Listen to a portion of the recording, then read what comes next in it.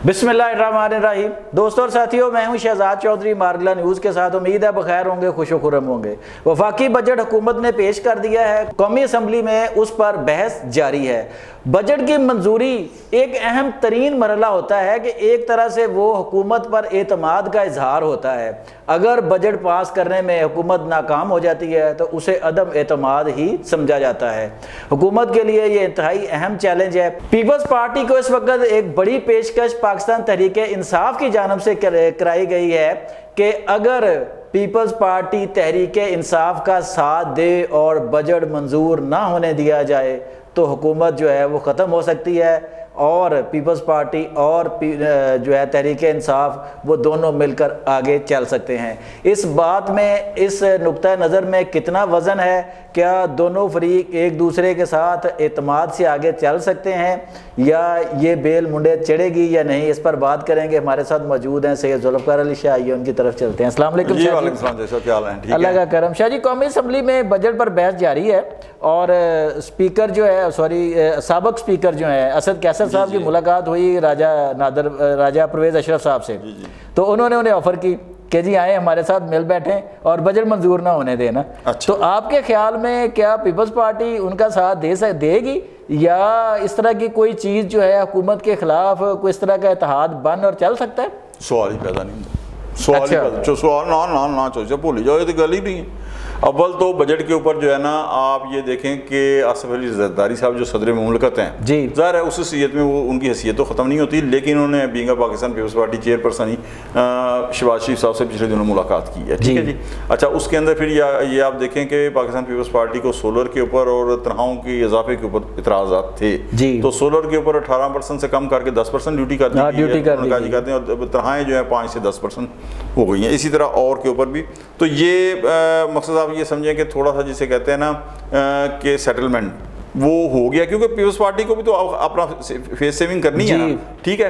अब जहाँ तक तहरीक इंसाफ की आपने बात की है, तो चौधरी साहब आपको याद है पूरी इलेक्शन कैंपेन 2024 के अंदर बिलावल भुट्टो डायरेक्ट जो है तहरीक इंसाफ को कहता रहा था कि हम आपसे एहतियात करेंगे। हाँ, करेंगे बिल्कुल। लेकिन सर इन्होंने किया नहीं। ठीक है। अब अगर मुझे एक चीज़ बताएं कि सर मौलाना फजलुर रहमान साहब एतमाद नहीं करते अच्छा पीटीआई पे, तो सर पाकिस्तान पीपल्स पार्टी कैसे एतमाद करेगी? हालांकि मौलाना फजलुर रहमान अगर पीटीआई के साथ मिल भी जाए तो उनका जाता कुछ नहीं, लेकिन अगर पाकिस्तान पीपल्स पार्टी तहरीक इंसाफ के साथ मिल जाए तो सर जी बहुत कुछ चेंज हो जाएगा जी। ठीक है। सेकंड, मैं आपको एक चीज़ बताऊं कि देखें, ठीक है बजट है, अवाम के मुफादात हैं, सब कुछ है, लेकिन जिस तरह वज़ीर ख़ज़ाना ने कहा ना कि हम जो रिलीफ दे रहे हैं वो भी कर्ज लेके दे रहे हैं जी। ठीक है। सब कुछ है इसके अंदर। मैं बिल्कुल मानता हूँ कि अवाम बेचारी की मसर रुल गई है, लेकिन जो सब इन अदर हैंड आप ये देखें कि खित्ते की सूरत हाल देखें। हाँ जी बिल्कुल। खित्ते की सूरत हाल देखें। एक माह सवा माह पहले पाकिस्तान ने एक अजीम शान फतह हासिल की है इंडिया के साथ। ठीक है। उसके अंदर आपकी मौजूदा गवर्नमेंट जो है और इस्टेब्लिशमेंट जो है वो पूरी दुनिया के अंदर जो है ना उनका एक इज़्ज़त और मुकाम जो है ना उन्हें रुतबा मिला है। ठीक है। ट्रंप साहब के साथ जो फील्ड मार्शल साहब की मुलाकात है, उस मुलाकात के बाद जो आगे प्रोग्रेस हो रही है वो सारी की सारी आपकी नज़र में इस हालत के अंदर, इस कंडीशन के अंदर कि मौजूदा पाकिस्तान की जो रजीम है, चाहे उसे मिलिट्री इस्टेब्लिशमेंट कहें या सिविल इस्टेब्लिशमेंट, उसने कुछ ऐसा किया है तो ईरानी पार्लियामेंट में तशक्कर पाकिस्तान के नारे लगे हैं। नारे लगे। तो इस कंडीशन के अंदर सर मेरा नहीं ख्याल कि पाकिस्तान पीपल्स पार्टी तहरीक इंसाफ की और बात है, क्योंकि वो तो जहां देखेगी ना कि मकसद थोड़ा सा हिलजुल है, वो वहां पे इंतजार फैलाने की कोशिश करेगी। हाँ, पाकिस्तान पीपल्स पार्टी इस कंडीशन के अंदर मुझे बताएं कि एक खित्ते के हालात जो है वो कुछ पता नहीं है कि आगे चल के क्या होते हैं कि अगर इस जंग के अंदर अमेरिका आ जाता है और उसके बाद जनाब चीन और रशिया आ जाते हैं तो ये तो एक थर्ड वर्ल्ड वार की तरफ भी अल्लाह ना करे चांस कम है, लेकिन जा सकता है। तो ऐसी सूरत हाल के अंदर सर जी पाकिस्तान के अंदर आप हुकूमती सतह के ऊपर उथल पुथल जो है ना वो किसी सूरत भी मेरा नहीं ख्याल कि पाकिस्तान पीपल्स पार्टी या कोई और जमात उसके बारे में आएगी। और सेकेंडली तो साहब वो भी इजाज़त नहीं देंगे।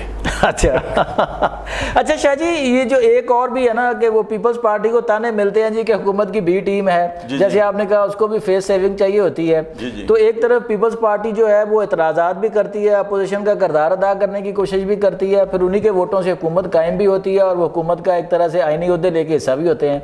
तो इस तजाद से बचने के लिए पीपल्स पार्टी जो है वो फिर इस तरह का कोई कदम नहीं कर सकती क्या? कुछ नहीं, बिल्कुल भी नहीं। ये इस मैं आपके 2-3 3 کویسچن اس میں بن جاتے ہیں، لیکن سب سے پہلے جو آپ نے آخر میں کیا نا کہ تضاد سے بچنے کے لیے، تو چوہدری صاحب وہ اللہ خیر کی نا، جب آپ کے 3.5-4 سال گزر جائیں گے نا اور 1 سال 1.5 سال رہ جائے گا تو سر اس وقت جو ہے نا وہ پھر کچھ ہل جل ہوگی، اور پھر کچھ مقصد جو ہے نا وہ نورا کشتی کہہ لیں یا جس طریقے سے بھی کہہ لیں، وہ اس وقت لڑائی ہوگی۔ اس وقت اگر آپ کہیں گے تو مجھے ایک چیز بتائیں کہ اگر اس وقت ہٹتی ہے نواز لیگ کی حکومت، چلی جاتی ہے، کوئی شک نہیں ہے وہ چلی جائے گی، اچھا دوسری کون سی آئے گی؟ پھر تحریک انصاف کی۔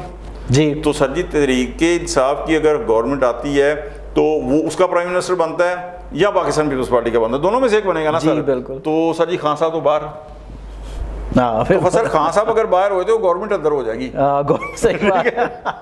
سر وہ بارے میں نہیں ہے یہ سچویشن، وہ بارے میں، کیونکہ بہت ساری چیزیں جو ہے نا اتل پتل ہونی شروع ہو جائیں گی۔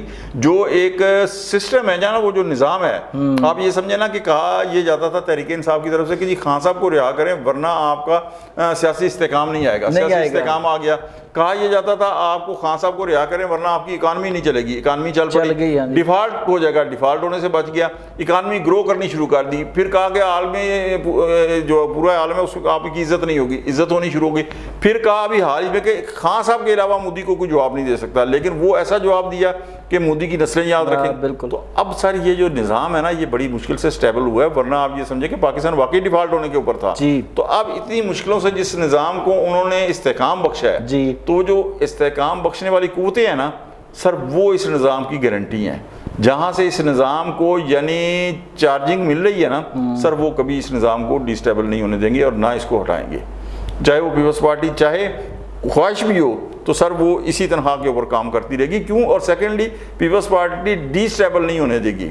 صرف پاکستان کی اسٹیبلشمنٹ ہی نہیں بلکہ مجھے ایک چیز بتائیں، موجودہ حالت میں جس طرح چائنا ساتھ دے رہا ہے، جی بالکل، وہ چاہے گا کہ ڈی سٹیبل ہو پاکستان؟ نہیں، قطر نہیں چاہے گا، تو سر عالمی قوتیں بھی جو پاکستان کی دوست قوتیں ہیں بالکل سر، وہ بھی اس نظام کو ڈی سٹیبل نہیں ہونے دیں گی۔ اور پھر جو وہ ایک خبر تھی نا کہ نئی خبر آئی ہے ٹرمپ ساڈا پائی ہے، نئی خبر آئی ہے جو ولسن ساڈا، سر وہ بھی تو نہیں ہوا نا کچھ، ٹھیک ہے؟ تو عالمی قوتیں بھی اس وقت پاکستان کے ساتھ ہیں، اور وہ اس نظام کو ورلڈ بینک نے بھی جس طرح $40 ارب کا معاہدہ کیا، جی بالکل، تو IMF بھی قسط دے رہا ہے انڈیا کی مخالفت کے باوجود۔ تو سر یہ ڈی سٹیبل جو کرنا ہے جو ہے نا وہ نہیں، ان حالات میں مناسب کسی طور پہ بھی نہیں ہے، نہ پاکستان کی اسٹیبلشمنٹ اور نہ انٹرنیشنل اسٹیبلشمنٹ اس کے حق میں ہے۔ جی دوستوں اور ساتھیوں، آپ نے سید ذوالفقار علی شاہ کا تجزیہ سنا کہ نہ تو اندرونی حالات اور نہ ہی بیرونی حالات جو ہیں وہ اس طرح کے ہیں کہ جہاں پہ دوبارہ رجیم چینج ہو اور نظام جو ہے وہ ڈی سٹیبل ہو۔ اب پاکستان تحریک انصاف پیپلز پارٹی کے ساتھ جتنی بھی کوششیں کرے ان کا نتیجہ نکلتا جو ہے نا وہ نظر نہیں آ رہا۔ یہ سسٹم چلتا رہنا چاہیے اور سسٹم لگ بھی یہی رہا ہے کہ چلتا رہے گا تاکہ ایک پائیدار ترقی کا حصول جو ہے وہ ممکن ہو سکے۔ آپ کی اس پر کیا رائے ہے؟ آپ ہمیں ضرور بتائیے گا اور اپنا بہت خیال رکھیے گا۔ اللہ نے کے بہان۔